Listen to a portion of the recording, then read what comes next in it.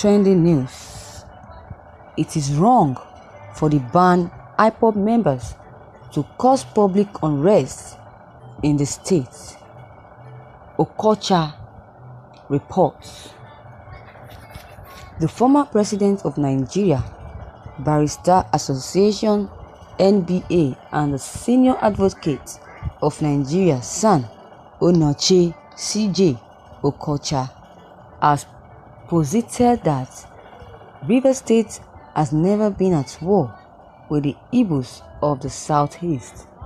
Okocha, who was reacting to the curfew imposed on Obigbo local government area by the state government in Port Harcourt last Wednesday, asserted that the decision of the state governor, Chief Wike Unyesom, based on advice of the State Security Council, was constitutional and done in good faith.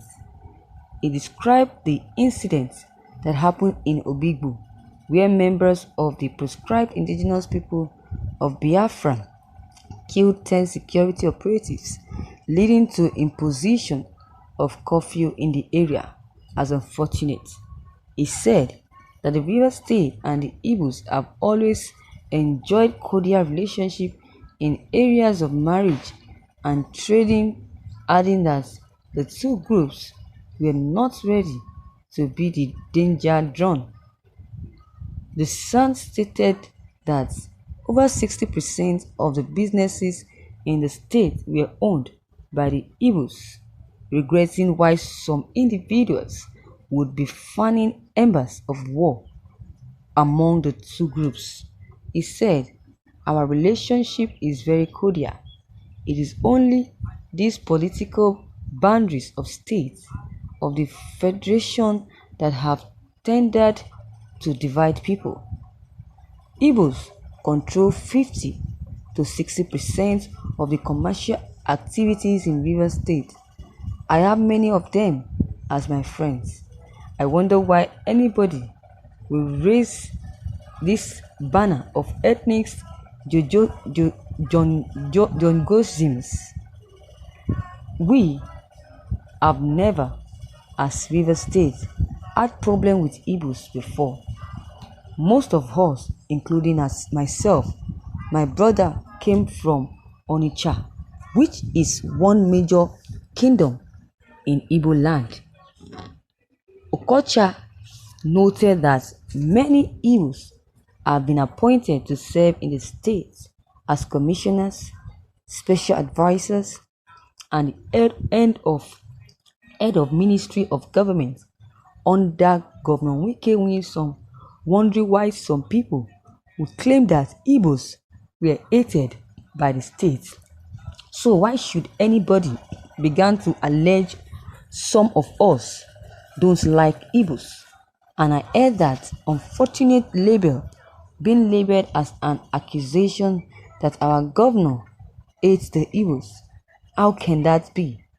There are Igbos in his government who are serving in Rivers State. How many Rivers people in any government?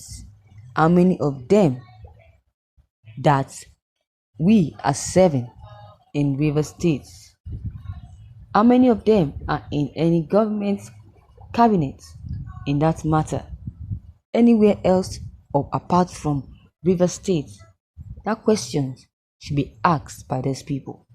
But Igbos are serving in the governor's cabal. Yorubas are on his advisory council, are on his executive council, and many of them are activists here in Rivers State. We even have a political organization called Indigenes Without Borders, he said. The legal luminary explained that the governor had the constitutional right to impose curfew on any part of the state under him if there were threats of breakdown of law and order to avert anarchy. Then Okocha said that it was wrong for the band of Ipob members to cause public unrest in the state, having been prescribed by the law, adding that the governor acted in defense of law and order, as it was a constitutional responsibility of government to do so. So it is totally unlawful for anybody to begin to carry that banner of indigenous people of Biafra Ipob and begin to wreak the kind of havoc that we saw play out in some part of Port Harcourt, my 1, my 2 area, Emenike, Okokwe exit, and then in Obigbo, a place which is neighboring town between us and Abia State. Most unfortunate. Lawlessness and unlawful assemblies ought not to be tolerated in the country that is working to have law and order, and also peace to face the development of the country. So it was very unfortunate. He explained that in any part of a state where there is breakdown of law and order, a governor was constitutionally obliged to impose curfew, which was exactly what Governor Wike did. But he has assessed the security situations, and based on the advice he got from the security agencies, I believe that he was perfectly justified to impose curfew in those parts of the states where there was total breakdown of law and order. Thank you, viewers, for listening to this news.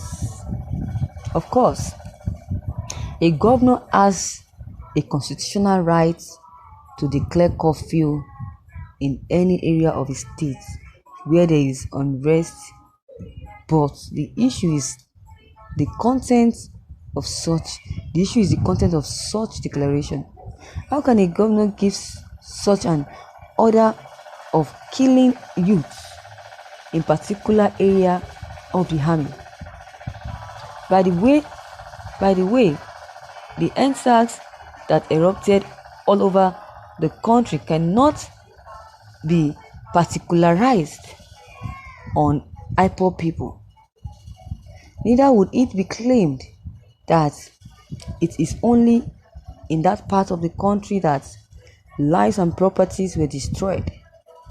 Those other countries that their lives and properties were destroyed, are you also saying that Biafrans or Ipob are also involved in this? Is that what you tried to say? Imagine. This is unfortunate according to what it has just said, according to what Okocha just said. Imagine. Was it Ipob members that staged those similar protests in Lagos, Benin, Abuja, and the rest? Imagine.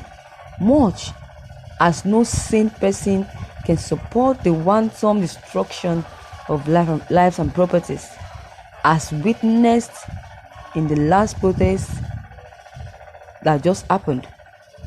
One does not even see any justification in Wine's actions, except that he was driven by order or on defiling hatred against the Igbos.